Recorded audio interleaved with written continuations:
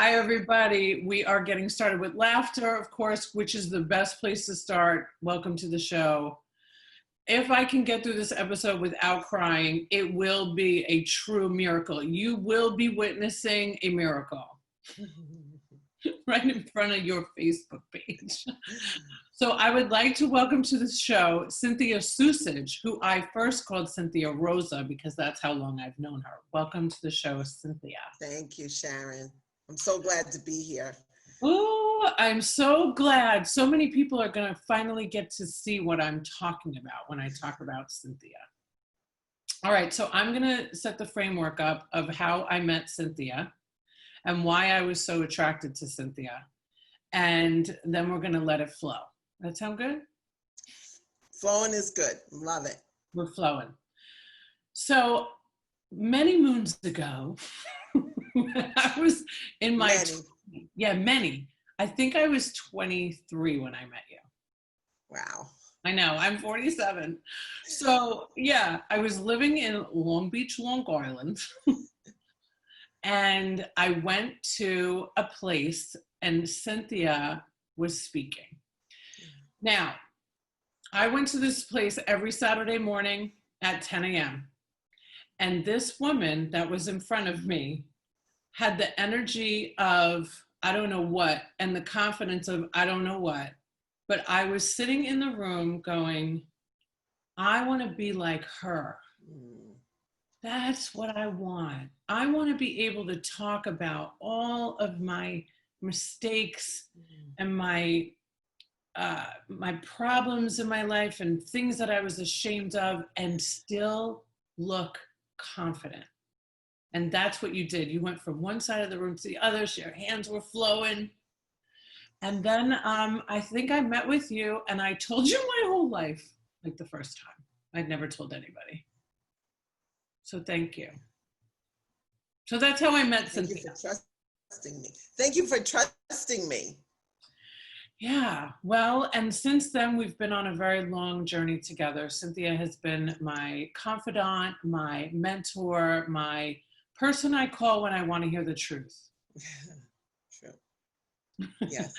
Right? I mean, I could call a lot of people and hear what I want to hear, but when I want to hear the truth, I call Cynthia. So Cynthia, welcome to the show. I want you to share about, I know that you do this amazing ministry. Yes. Yes, I do. Yes, you do. You have been doing this amazing ministry for a while. You've done retreats. Now you're doing these Facebook Lives that I can't get enough of. And I'm so excited to hear more about that. But I took some notes from your last ministry and I want to just hear you flow through me saying some of the things that you said. You had started to talk in the beginning of the ministry about how you were just, you were grateful to have woken up on the right side of the bed. You can find something to be grateful for every day. So tell me about that. Yeah. So I it's so easy, to look at the glass half empty. And the reality is that no matter what is happening in my life, there is always something to be grateful for. And I think that if we can be in the place of gratitude through every single situation to find, make lemonade out of the lemons of life, then our spirit is really in a good place. And that's really important for me. And I think, yesterday when I was doing the live video, I was talking about being in a place of not feeling confident. Yeah. And it's so weird to hear you say all of these things about me. And I'm not saying that they're not true, because I really believe that they are true. But we can get into this place of lack of confidence, of not feeling worthy, of just that place of not being good enough. And I think that when I started yesterday, I was talking about that, being in that place of not being good enough and why I hadn't been on in probably a few weeks. So Yeah, you had mentioned like, who gives me the right? What do I have to say? Who wants to listen to me? And you called it the enemy speaking to you. yes, yes, yes, yes, yes. So, we talk about having that positive and that negative thinking, that person, whatever you want to call it, on your shoulder. But I know for me that for the most part, I am a positive person. And in those instances where things can be or feel as if they are dark and that I'm never going to get through it, that's the enemy telling me that, all the things that I'm not. And even when I thought about your show, I'm thinking like, well, she has doctors on her show. She has all these other people on her show. And then there's me. And, and if I would have allowed the enemy to really speak to me about, oh, well, you're not a doctor. And, oh, well, you don't have this degree. I would not be able to sit in front of you today. But what I do know for sure, and who loves to say that, what I do know for sure is that I have a purpose, and that there is someone who is going to listen to this episode and really need to hear what we're talking about today. So in order for me to like get rid of that negative, I have to speak the positive and say, you know what, I am worthy. You know what, I have experience that other people don't have. And I don't need to have a degree to have it. I have the scars to prove it. I have the memories to remember where I've come from and how far I've come. And so I can speak to that. So yes, that enemy, he's no good. And we have to really be able to turn our thinking around. Yes. And, it's funny that you mentioned just about the doctors. One of the reasons that I wrote the book about mental health was because I know that how people see me today, and how people see me today is very different from that girl I talked about that you met in my 20s, was really, really broken, like really broken, and no self-esteem and no trust in anybody, and finding somebody that I could learn from, that could support me, that could allow me to be me, 100% me with you, and you not judge me, was paramount. So now fast forward, right, 25 years later, there's of course a lot of growth, a lot of work. We've done a lot of work. Yes. I've done a lot of work on my own. You've done a lot of work on your own. We've done a lot of work together. And we're still here. Yes. And our lives look so different today. So you hit the nail right on the head about sometimes we think we are not worthy. Yeah. But our story and our ability to pass on hope to somebody else, it's just huge. And I know even just your live yesterday, I cried listening to it yesterday, watching it yesterday, because that transparency that you offer is what we all need. We all need somebody that we look at that's confident and strong. Sometimes we all need to hear that, you've been down a bad road. Yeah. I think that that's really important. You talked about my ministry, and the name of the ministry is called, ready?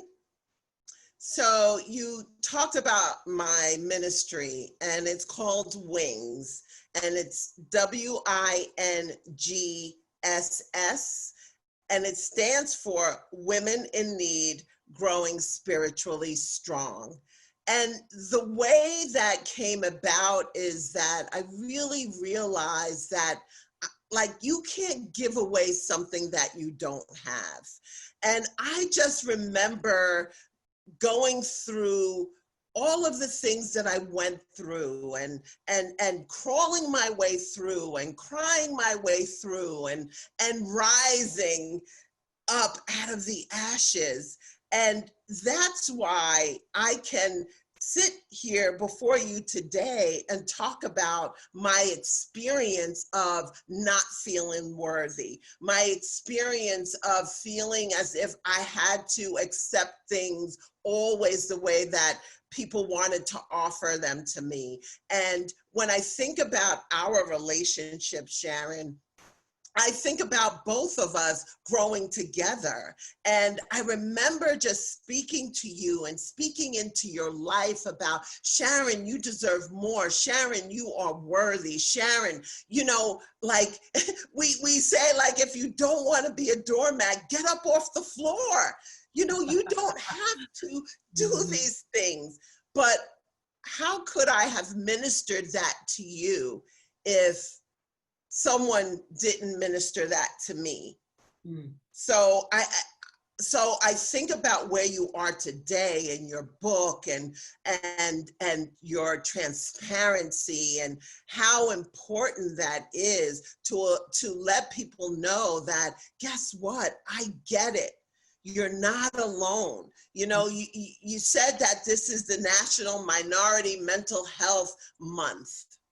Yes, it is. And you know, I think, you know, mental health, period. It doesn't matter, you know, to me, you know, what someone's, you know, ethnicity. Thank you. Thank you. It doesn't matter what the ethnicity is. It is saying here that, listen, come out, come forth. And, you know, by you sharing gently your story and your journey, it allows people to step forward and to step out. And so I think that's why this is also important, that speaking that message of hope to somebody. So I'm going to quote from some of the things that you said yesterday, some more. You said, telling on myself, the importance of self-care. When you have a gift, share it. Take care of the inside. Self-care promise. Cut myself some slack. I know yesterday I felt you were like, you know, I just need to cut myself some slack. Yeah. And we all need to cut ourselves some slack, especially now. And I'm so grateful that you said yes to this, because, you know, when we're talking about National Minority Mental Health Month, I did not know it was National Minority Mental Health Month. I decided on June 30th that I was going to dedicate July to mental health on this show, listen to the whispers, and then before I posted something about what I was going to do, I just thought to look, is July prevalent in the mental health sector? Yes. See, yes. Sharon, there are no coincidences, as we know. And the fact that this was already ordained and you listened to that whisper, that's really what it's about, listening to that the inside, that soul. I love to call it my soul, because your soul whispered to you to say, this is what you need to do, Sharon. But, you know, we hear those whispers all the time, and so many people disregard the whisper. And could you imagine if you would have disregarded the whisper to, you know, to have this show, to write your book, to, you know, start your business? What if you would have disregarded that whisper, those whispers? All of the people whose lives you have touched would never have met you. Their lives would have never turned around. You know, my life would have never been what it is if I didn't meet you. Your life wouldn't have been without meeting me. So it's talking, and really those whispers are so important. Mm. They are. I want to share with the audience a few things that could potentially make me cry. So, so when before I moved here, which was 16 years ago, can you believe that? I left Long Island, New York, and moved to Tampa Bay, Florida, and I was on the phone with Cynthia, like, you know, just as much as I could, just as many breaks as she was allowed to take while she was, you know, being the director of every job she's ever had. I couldn't have ever even moved here if Cynthia thought I should stay. If you had said to me, you know what, Sharon, I know you were just, you know, in a toxic relationship. I know that your boyfriend has a girlfriend, but I know that this is right for you.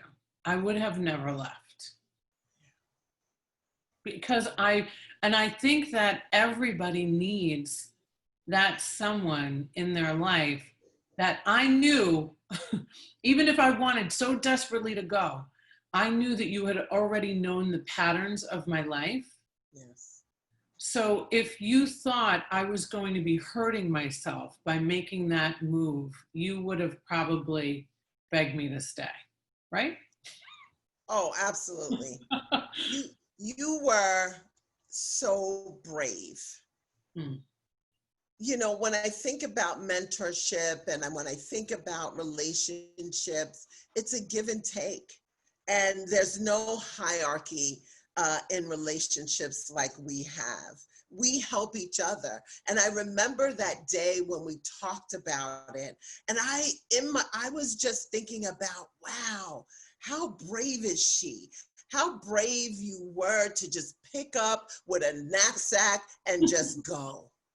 Yeah. That took so much courage. You did it afraid. And I knew that it was the best thing for you. And I had to trust that God was going to take care of you, which is what he did. He did. But so there's a few terms that I always say, and when I say them, I always make sure to say, well, Cynthia taught me this. And then I say, somebody probably taught Cynthia, I don't know. But one of them is move a muscle, change a thought. Mm-hmm. When the pain gets, I heard this so many times from Cynthia, just like this. Sharon, when the pain gets great enough, you will do something about it. Yes. So Cynthia used to make me, this is way back before cell phones came out, kids. She used to make me draw a bottle of like Jack Daniels or whatever it was, like just a bottle of poison, and put it on my phone before I would pick up and call that toxic relationship I was in. Mm-hmm. And she would say, you know, just look at the phone as pain. And if you want to invite it back in, go right ahead. Can you even believe? It's so true. And I still use it today because, and it doesn't matter, man, woman, the reality is that we just continue to do the same thing over and over. And what we're really doing is we're searching for that thing that is going to make our insides whole. Not really realizing that there is nothing on the outside that is going to fill that God hole on the inside, but you, the work that you do, and the people that you're around. I really believe that the people that you surround yourself with has a lot to do with who you become, how you get through things as well. So, you know, that's a really big deal. And yeah, you have helped me move through a lot of toxicity in my life. Very difficult. You know what, Sharon? It's my pleasure. When I think about the work that you do and how you do it, just so effortlessly. I know that may be a stretch, but you love it. Yes. So when you're doing what you love, it doesn't feel like work. And when I am speaking or trying to help navigate someone through something, it doesn't feel like work because that's my passion. That's what I'm called to do. I don't have a degree to do it. I have experience. Mm-hmm. That's what I go on. Someone who has never had experience before cannot talk to me about something that they've never been through. Well, yet another quote from Cynthia. People, be careful of those who are talking clean and living dirty. Oh yeah. There's a lot of there is a lot of those. A lot of people dress up the outside and they want to be bigger than they are or whatever it is. Just be who you are meant to be. You are unique. You are the only one, Sharon, that can do what you're doing the way that you do it. And I have come to a place to know that the gifts that have been instilled in me are my gifts that have been given to me, and that no one else can do it like me or speak like me. And the same goes for you. So we have to be mindful of somebody that might be talking a really good game, but then you really get to know who they are, and they are not who they portray themselves to be. But and that's in life and business, right? I mean, that's in life and in business. Oh yeah. Right? Life and business especially, you have to really have that spirit of discernment to know and to be able to see what people aren't showing you. And I think that only comes by experience. When you have had enough drama in your life and just relationships, business or otherwise, that have gone sour, you just kind of learn to look for specific things. And when I have listened to you and a lot of your business ordeals, and when you go to talk to some doctors, you already know what they need. Are they going to be willing to accept what you're telling them? And that's in business and in personal. It's like, I already know what you need before you even can identify it. So are you willing to take the suggestions? And that's the same way, business-wise and personal-wise. Well, I think that's why, I related so much to the reason I can do what I do today is because I've had 20 years in the medical industry, right? Over 20 years. So it's practical experience. Yes. And the reason that I can talk about mental health, addiction, survivors, because it's my experience, right? And sometimes for me, I can only download information from somebody that has been through the same thing and has thrived through it, not just like did better, but we're thriving. And so I want to make sure that I get to share some more things that could potentially make me cry. So I remember we used to go on this retreat together at Matt Talbot in Jamaica, Queens. Yes.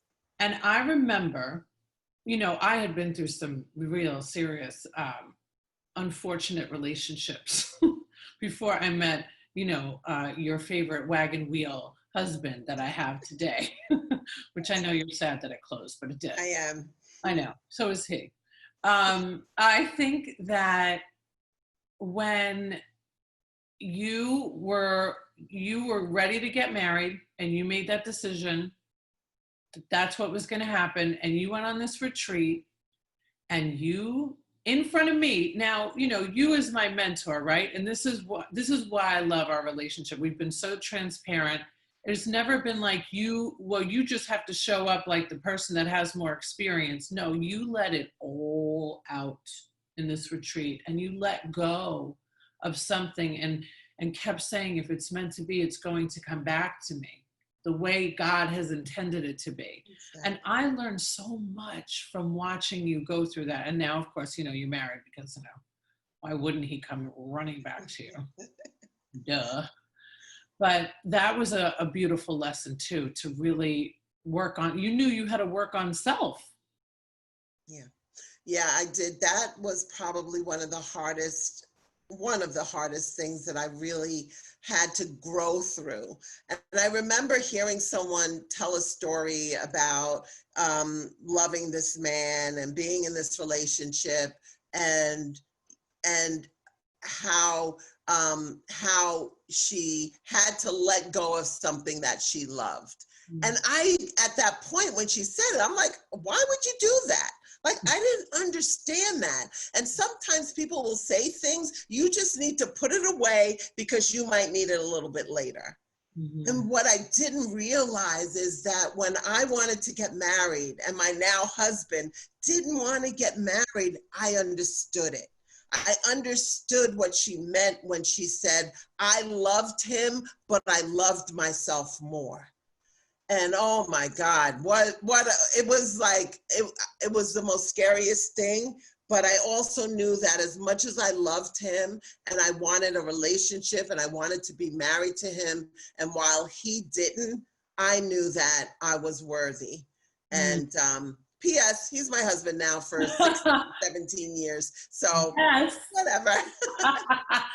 Duh, we knew that was happening. But that was definitely one of the most encouraging lessons that I had about loving yourself more. Yeah. No matter what, no matter how hard. All right, another big moment in my life was I had a hard time with my husband in Chicago, and I left him there with my stepson. Got on a plane the next day, but did not get on the plane until I called you. Yes. And all right, so I called my parents first because I needed to stay at their house. That's it. And then I called Cynthia, and it was a brief, time. We all go through hard times in marriages. We all go through hard times in relationships. I've been an open book. My husband is not. I don't blame him, but so I don't tell his business as well. I try not to. And you, in being that encouragement, that you always used to say this one line to me: you have to think about what you are willing to accept. And the pros and cons that list must be made. I've listened to that message so much that I put a pros and cons list in the book.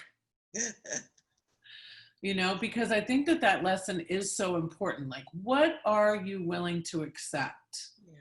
Yeah, that is so important. When I think about throughout my life and just, going through life, and the things that I was willing to accept were so unacceptable. And today, being the person that I am, when we talk about that, and when you went through that experience, it's like, look, nobody is perfect. And I remember just even in my own marriage, he's not perfect and I'm not perfect, but it's like, are you willing to accept him the way that he is with that imperfection? And if you're not, then, you need to do something about that. And so that's why it's so important to outweigh, these are all the good things. And these are the couple of bad things there are. And I'm willing to accept who he is for where he is at this moment. So yes, that is so important. It also helped Rob that you really liked him. I do. I do. Yeah, I do. He's a good one. He's a good one. Yeah. So is John. I approve. I want to talk about when I released the book, I had this moment where, this is going to be the crying. Here come the ugly cry. Well, there were two times actually. The first time I was sitting in my client's parking lot around the corner, and you had called me because you just finished reading the book, and you told me how proud you were. Yeah. Can you start talking now? So, as a mentor, as a person that works with someone else, and now you have me tearing up because it's so important to let people know that they did a great job. I was so proud of you, Sharon. I am so proud of the woman that you have become. And I can speak to that because I have seen you in so much pain. I have seen you balled up on the floor in tears. I have seen you walk through a lot of things. And so when somebody rises up to where they're meant to be, yeah, I was like, oh my God, look at my baby. So you're telling me, right? And I have an appointment, right, to go in to see this doctor. And I am bawling. Just listening to you. I'm like, okay, thank you. But now I have to go be professional. But it means so much. And I want to get this message across. You know, you and I have always been big Oprah fans. And you and I, thank God, we both got to see Oprah before the pandemic. Whoa, are we not God's greatest gifts? He loves us the most. Yeah. He was like, you're going to get to see Oprah before this happens. And she always said, people just want to be seen and heard. They want to know that we want the people that love us the most to tell us these things, to say the words. Yes. I am so proud of you. Yes. I love you. You've done a great job. And I think too, because you and I have had this conversation many times, like, we're the ones that people come to us, right? And that's a gift. That is nothing but a gift. But when we are in struggle and in pain, where do we go? Yes. And when you are a strong person and a confident person, and you fall apart on a show, who can I call? Yeah. Cynthia. Yeah. Everybody needs that person to hold space. You hold space for me. Thank you. Over 20 years now. Thank you. It's so important. I think about, as a little girl, what was it that I needed the most? What did I need as a little girl? I needed love. I needed my parents to tell me how proud they were of me, that they loved me, but that was not what my house looked like. So today, it's so important that I do that. It's okay to tell someone else, oh my God, Sharon, your hair looks so beautiful today. It is so great. Thank you. Yeah. It is so great to be able to do that for other people. You know, I just, you know, I am an encourager. That's who I am at my heart, is to encourage people, is to lift people up. I just want to read something because we talked about hope. So I know, you know, before we end, I just really wanted to read this for someone who might not feel worthy, for someone who is struggling in whatever area that might be. We all struggle at different times, for long periods of time, for short periods of time. But one thing I am so keen on is hope, is delivering a message of hope to someone. And that comes, and it looks different. It could be a smile. I want to say it could be a hug, but today nobody's hugging, but it could be anything. So I'm going to read this little short paragraph on hope. And so that I hope that it touches someone's heart that might need it. If you only carry one thing throughout your entire life, let it be hope. Let it be hope that better things are always ahead. Let it be hope that you can get through even the toughest of times. Let it be hope that you are stronger than any challenge that comes your way. Let it be hope that you are exactly where you are meant to be right now, and that you are on the path to where you are meant to be. Because during these times, hope will be the very thing that carries you through. Mm. Yes. Hope. Aren't you all jealous that you don't have Cynthia's phone number to call when you're going through a tough time? Well, you could go on her Facebook Lives. I'm going to highly recommend it. I'm going to put it in the show notes because I do think that more people need to hear these words that you're spewing because it's so true. I'm going to say one more thing that you helped me with tremendously before we go. I remember I was on my bike, shocking, and I was having such a hard time. I had just released the book and somebody had said something. And I called you and you started, it was almost like yelling. You do not let anybody take away your joy, Sharon. Oh my God. Oh my God. Can you tell them? Tell them. Yes, you cannot allow people to steal your joy. I remember that day, Sharon. This was such a joyous moment. You were being celebrated. And look, there's always that one in the crowd that is going to say something to steal that away from you. But what we have to learn is that I know that you're that one. You're that enemy. You're the one who is trying to take away that good feeling, that proud moment from me. But I'm not going to allow that to happen. So I was so proud of you, Sharon. You called me. You know, I was able to coach you into knowing that, you know, you deserve this moment. And they did not deserve to be taking that away from you. But jealousy does that. Sometimes. So, I mean, that's a whole other subject. We could do 10 episodes together. Maybe we will have, if you would, join me again. Because I would love to. I would love to, you know, see what your, those who watch your show, what they'd be interested in hearing about. You know, I think that is a great way to, you know, I can always talk, but it's like, what is it that people need? And that's what I said yesterday. What is it that you need? Yes. To the best of my ability, I want to speak on that subject. The same thing that you do.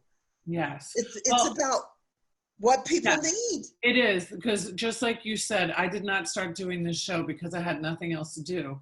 I did this because I knew there were so many people that needed help, and I had the greatest gift of all to have all of these wonderful human beings in my life that were healers and could pass it on.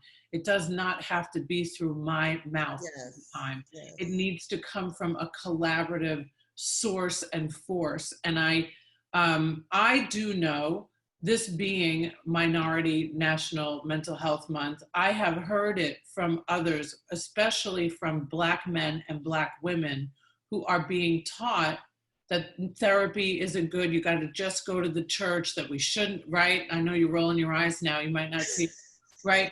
But I'm telling you right now, especially, that's why I believe that those whispers were so strong, because we know how many people are suffering. Yeah. This message is for anybody who is listening, that don't worry about what it looks like or what you grew up with or what, you know, somebody is going to think about you getting extra help. When you were in school and you needed extra help, didn't you stay after school? Mm-hmm. I know I did. Mm-hmm. So this is the same thing. This is your life. You only get one life. Don't be ashamed to say, I need help. Don't be ashamed to reach out to someone who you trust, because it's going to save your life. It's okay. It's okay that you're not okay. Yes. And we need Okay. you here. We need them here. Yes. I said this yesterday. I was on a live stream yesterday with a girl from New Jersey. I don't even know how it happened. I ended up saying something about being sober 25 years. This woman typed it out. I'm having a hard time. She lives in Las Vegas. I was on the phone with her yesterday. Yes. Share it. Talk about it. Talk about it. Talk about it. Yes, you are not alone. Book. Yes, you have to be an open book. This is who I am. That's I love you. Cynthia, everybody. Nah. You can't have her. I love you. I love you. God bless you. I love you. We will talk. Thank you for the opportunity to share just a little bit of what God has given me. You're an incredible gift to the world. I love you. Love you. So don't forget, if you mention that you have seen the show or listened to the podcast, Thai Technology, 3 months for free.